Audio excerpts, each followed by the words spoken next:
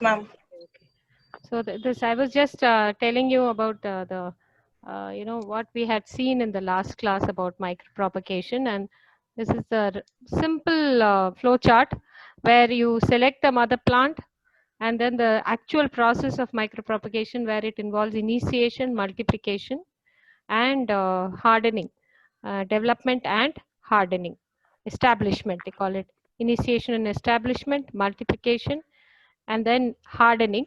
Actually, here you have a separate phase here, which is called organogenesis or embryogenesis. In this case, you can either see these two are initiation and establishment of culture and multiplication of shoots. These are normal phenomena. You can either go in for shooting, rooting, and normal development of a plantlet from callus or explant, or you can go in for embryo development, somatic, producing somatic embryos, where that is called embryogenesis, and you can go in for organogenesis or embryogenesis in between. Okay, so whatever process you use for micropropagation, that is from callus, from explant to callus, callus to shooting, shooting to rooting, rooting to the entire plant and then hardening, or callus directly you go in for embryo development, or explant you can directly go in for embryo development. So either you go in for organogenesis, organogenesis meaning the conversion of callus, or you regeneration or de-differentiation of callus to form different organs, Root and roots, or in you can go in for somatic embryos. So finally all the plantlets are subjected to hardening under greenhouse environment and then later on in the soil environment. Everybody, it is am I audible to everybody? You are able to Yes, hear me? ma'am. Yes, ma'am. Yeah. yes, ma'am. So this is what is these are the approaches involved in micropropagation. You can use axillary buds or apical shoots. You can use adventitious shoots, adventitious buds, or else directly you can raise the whole plantlet using the adventitious shoots or buds, because their cells will be meristematic, and they are capable of regenerating into the whole plantlet given the proper media and environmental condition. Apart from these approaches, you can also go in for organogenesis, where from the callus or from the explant directly you produce shoots and roots and get the plantlet. And you have another thing is embryogenesis, somatic embryogenesis. This is also treated as micropropagation because it is everything is done in a test tube in the in vitro condition. That is why it is also called micropropagation. So organogenesis is formation of individual organs from the explant. Somatic embryogenesis is formation of embryos from somatic cells or callus or explant, whatever. So these are some slides which will show you how the axillary buds are used.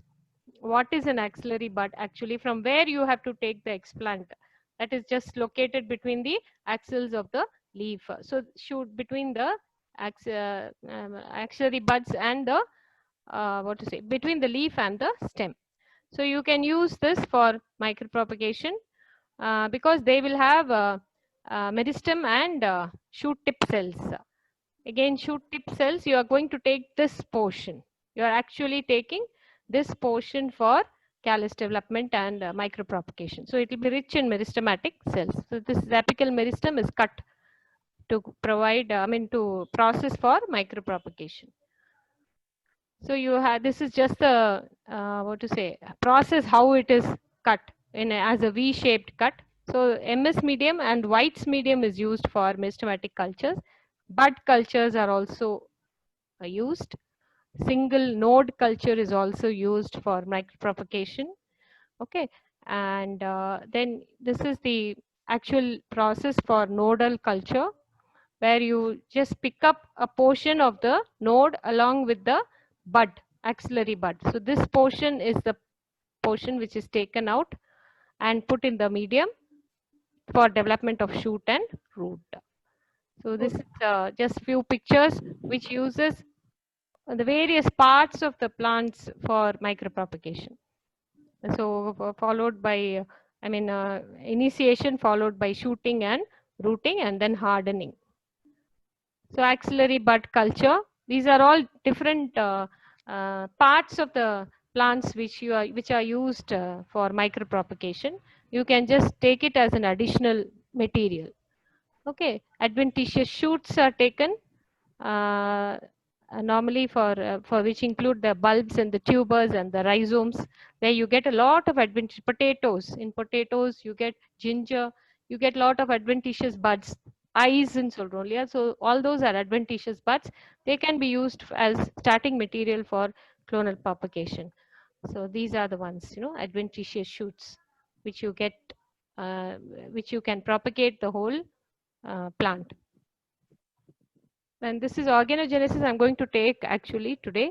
So this is a part of micropropagation.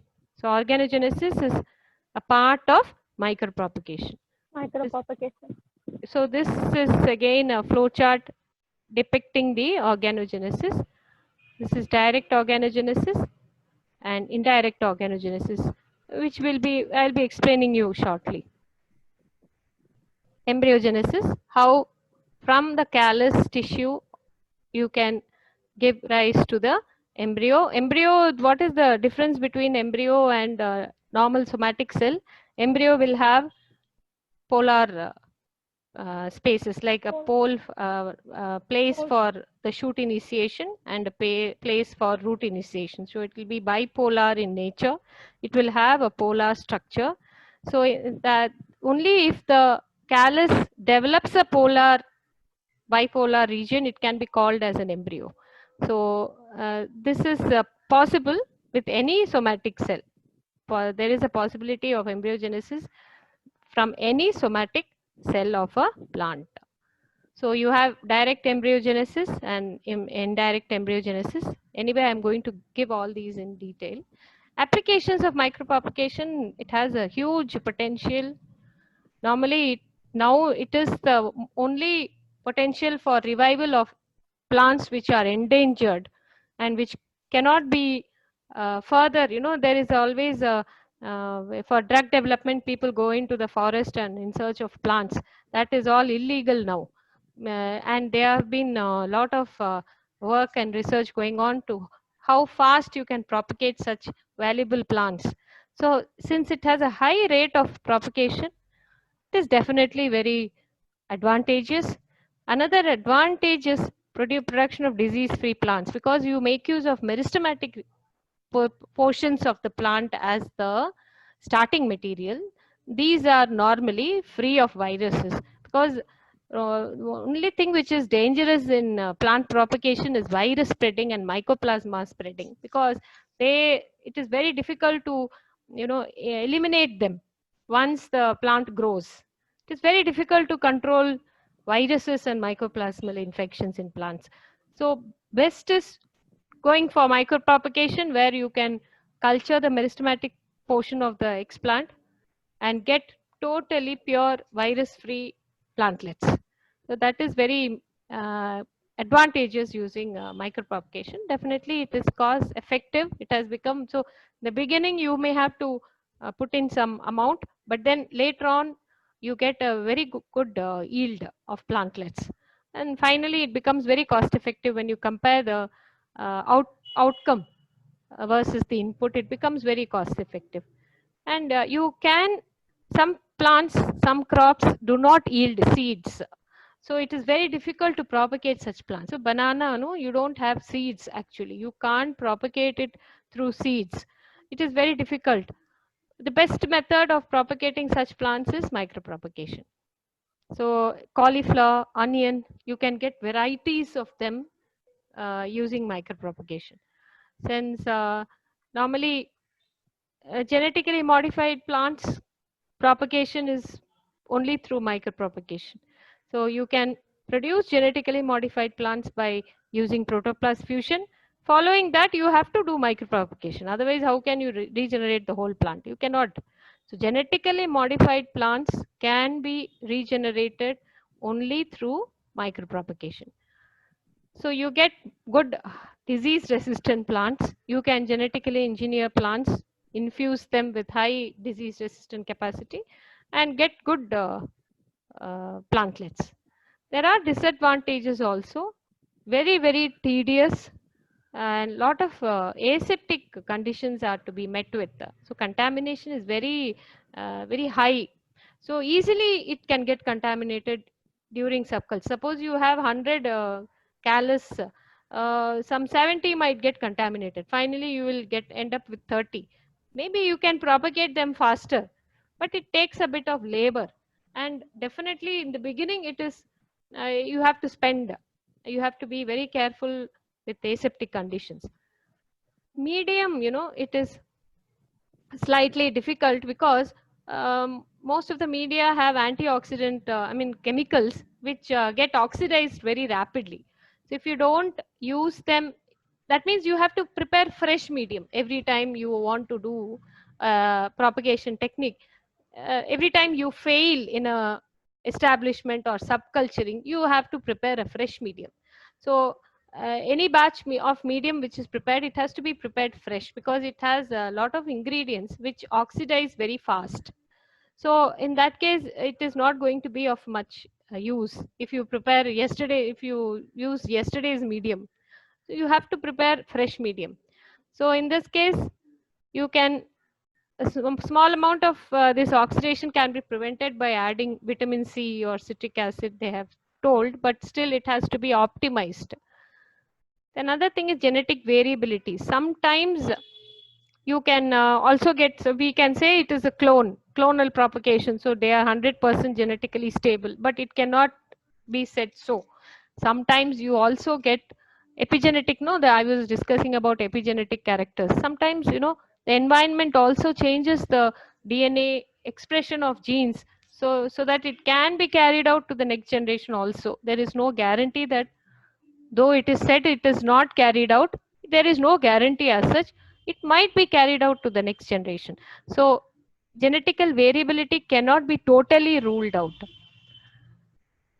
And then sometimes you get some condition called vitrification, wherein the cultures exhibit water soaked or translucent leaves.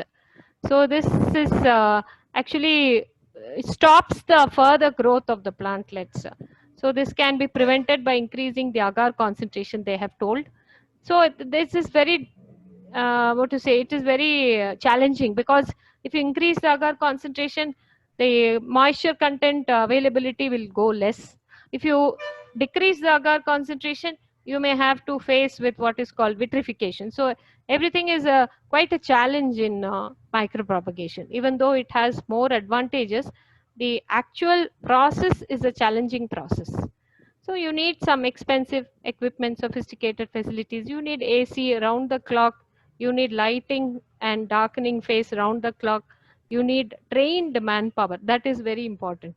Uh, People who are working in micropropagation work should be very well trained. So it becomes slightly difficult and expensive. So these are some of the advantages of micropropagation. So next we are moving into callus culture and organogenesis. So micropropagation in general, we have seen what is the process, what are the inputs, what goes in for micropropagation, what leads to the final outcome. So callus culture is one kind of micropropagation only. The basic of micropropagation is callus culture. So it is based on totipotency, which you all know, from explant to callus. From callus you can go for organogenesis, you can go for embryogenesis. From embryogenesis you can go for synthetic seeds, and then plantlet and the whole plant. So this is the basis of micropropagation, basis for tissue culture. So callus, what is a callus? This is the picture of the callus. Any unorganized division of cells producing a mass of cells is called a callus. It is based on the auxin and cytokinin ratio. Normally 2,4-D is the most common auxin used. So what happens during callus is there is a de-differentiation. So actually, you know the basics of plant cell division. So cells, you have this, what is it called? Meristematic cells. They differentiate to form simple permanent tissue, parenchyma, collenchyma. Okay, and then they continue for some time, and then they have to again develop vascular tissues. So they get de-differentiated. That means they lose their permanent nature. They become meristematic. Normally, meristematic tissue lose their meristematic activity and become permanent tissues. That is how we have studied. So meristematic tissues give rise to parenchyma, collenchyma, later on sclerenchyma. So after the primary growth, parenchyma cell, for secondary growth, the cells have to again become meristematic. Then only they can produce secondary growth. So they have to produce vascular tissues, they have to produce cambium, primary cambium, secondary cambium. So what happens is the permanent tissues undergo what is called de-differentiation. Okay, they become a meristematic again, and then they continue their growth. Then they again become permanent. So you have this process called de-differentiation and re-differentiation. So during callus formation, there is some degree of de-differentiation. Suppose you take a node, you take a nodal cell. Nodes will contain maybe parenchyma, collenchyma mostly. They'll contain collenchyma. Collenchyma is permanent tissue. It has lost its meristematic activity. But then when you put it in a proper medium, the cells will get de-differentiated. They will come back to the meristematic activity. They will go backwards. Okay, so they'll go backwards, they will regain the meristematic activity. That is called de-differentiation. So there is some degree of de-differentiation morphologically and physiologically. So they lose the ability to photosynthesis. This is the most important character of callus. Callus cannot photosynthesize. You have to give in the medium, you have to provide the sugars. They can only divide because they have regained the meristematic activity, so they can only divide. They cannot photosynthesize. That is the most important basic nature character of callus. So properties means it often comes from shoot in early culturing. You put in any explant, the first thing to develop is a callus. You can maintain it indefinitely. You want to maintain a particular culture as callus, you can maintain it indefinitely. You can grow it in dark, doesn't require any special lighting or anything like that. So you can use it indefinitely to synthesize any kind of organ or any kind of embryonic embryo cells. No, it is totipotent. It is a mass of totipotent cells. Callus is nothing but a mass of totipotent cell. So you can use it for any kind of micropropagation techniques. So this is the basis for micropropagation technique. So it's a blob of tissue. Anyway, any plant which gets cut or there is a wound in the plant, immediately after some time you can see it gets healed. That means it produces, naturally the plant has the capacity to divide into unorganized group of cells and complete the and close the wound. So it is a natural phenomenon. So they have seen this. You can see the cut portion of the tree. The outline of the tree or the periphery of the tree is filled with callus.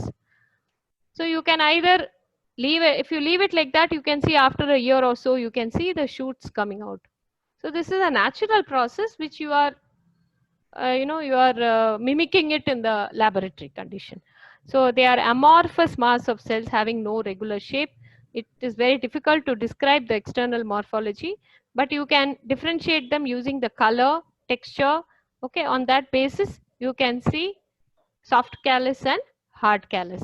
Soft callus, based on the texture, is friable, very, very soft. It is made of heterogeneous mass of cells, and they are not very tightly positioned. They are not tightly aggregating. Hard callus is the size of the cells are very big and they are quite compact. That means they are tightly associated. So hard callus and soft callus, based on the texture, you can differentiate callus. Coloration is normally it is creamish yellow or white in color. Sometimes, depending on the media constituents, it can be pigmented. they say it might get some amount of green coloration. And when white callus tissue grown under dark condition can turn to green color when you are transferring it to light condition. So if you are allowing it to be incubated in the lighting condition, you can get some amount of chlorophyll pigmentation. So sometimes it might be yellow in color due to carotenoid pigments. So it is some cauliflower they've seen it is purple in color due to anthocyanin. So depending on the explant nature, some amount of coloration you can get in callus. So there are three stages of callus culture: induction, proliferative stage, morphogenesis stage. Induction is establishment, just like what you saw in micropropagation: induction, multiplication, and regeneration. So similarly, induction, first stage of callus, when the cells begin to divide. Proliferative stage is rapid multiplication stage. And morphogenesis is the differentiation stage. Like you form, so this morphogenesis stage will depend on what you put in the medium. If you put in more of auxin, you might get shooting. If you put in more of cytokinin, you might get rooting. So it depends on what stage. This is only called organogenesis. Morphogenesis is nothing but the organogenesis from callus. So specific processes that lead to plant regeneration from somatic cells. So till here it is general. From here it becomes specific. Morphogenesis stage, it becomes specific. You want shooting, you want rooting, you want embryo, that becomes morphogenesis. So this is the division. Exponential growth, you can see within weeks, within 2 months, you can see heavy growth. So actively growing callus on a culture medium. Main thing is, important thing is balance of cytokinin and auxin. In this case, it should be balanced. Cytokinin auxin ratio should be in balance. Only then the tissue remains as a callus. Once you raise cytokinin level or you raise the auxin level, you will go in for either rooting or shooting respectively. So it has, if it is in balance, then you can maintain it for as a callus culture for a long time. Okay, so that you have to subculture it every 2 weeks. Okay, so this is what happens during differentiation. That is the morphogenesis stage I have told you, organogenesis and somatic embryogenesis. Somatic embryogenesis. Okay, so there are three criteria for callus culture. How do you do it? You aseptic preparation, which we have all seen in micropropagation technique itself, how you aseptically prepare the plant material. Selection of suitable nutrient medium, because it is important, because auxin cytokinin ratio has to be balanced. Then incubation of the culture under controlled physical condition. This is also very important. Only then you can be successful in your in vitro cultivation. So selection of medium is important, because auxin cytokinin ratio, see 10:1 or 100:1 induces roots. If you increase the auxin, it induces roots. Okay, if you decrease the auxin, it induces shoots. So it depends on, and depends on the explant also. Sometimes some of the explants behave differently. You can say increasing auxin will be developing shoot, but in some explant it might give an opposite reaction. So it all depends on many factors, epigenetic factors and environmental factors. So intermediate ratios, 1:1 favors callus growth. So 1:1 equal amount of auxin cytokinin favors callus growth. So agar has to be either, you can use it as solid or you can use it as semi-solid medium. That is best for callus. If you want to see the callus, if you want to maintain it in a liquid medium also, it is possible, but you will not see you can't maintain tight hard callus in liquid medium. In liquid medium, you will get only soft callus. You will not get the hard callus. If you want hard callus, you grow it in a solid medium. So you have to, all the aseptic conditions are taken care of. So incubation is very important, 25 plus or minus 2 degrees, 16 hours light and 16 hours dark. For a few days, you can keep the whole thing in the dark and then go in for lighting darking period. And light intensity is also optimized. And humidity has to be anywhere between 55 and 60. So these are the basic conditions for production of calli. And this lighting you can somewhat change it. Even if you keep it for a longer time in dark, you will get callus. Only for differentiation you need lighting. For just maintaining it as callus, you don't need a light. It is enough if you put it in the dark. So this is the basic aseptic features involved. You can use bivestin or alcohol or hypochlorite or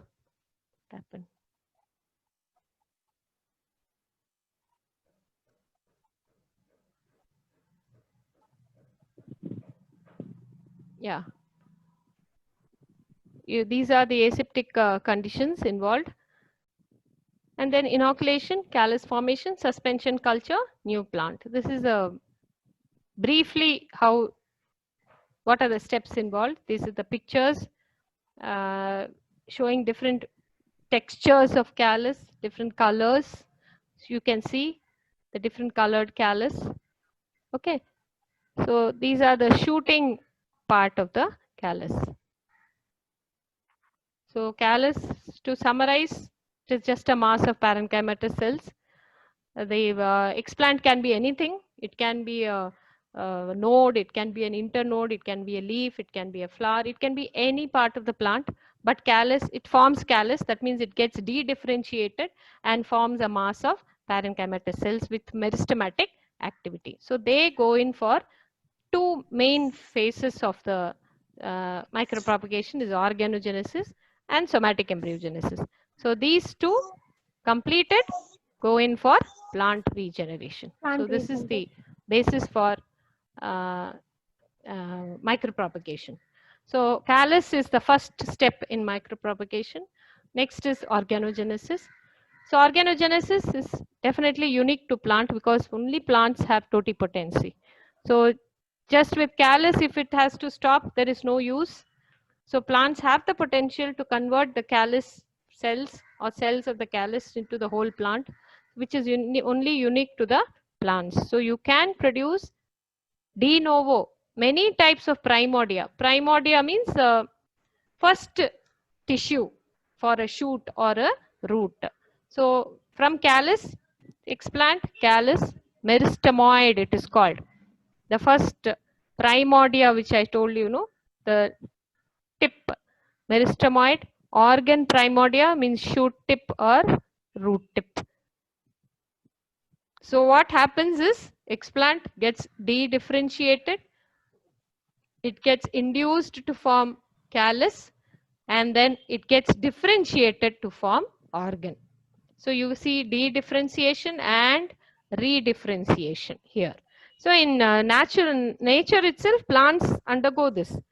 Meristematic, then differentiation, then de-differentiation to produce again meristematic tissues for secondary growth, and then again permanent.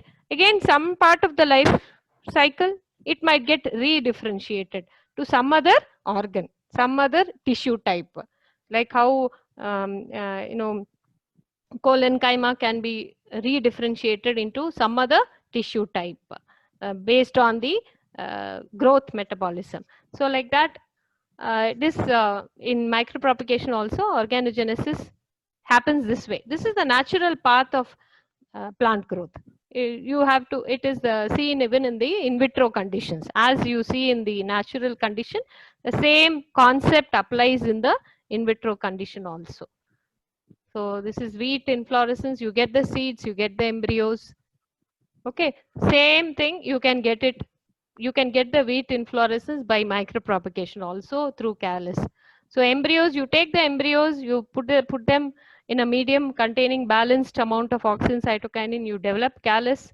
You change the amount of auxin cytokinin. You get the whole wheat.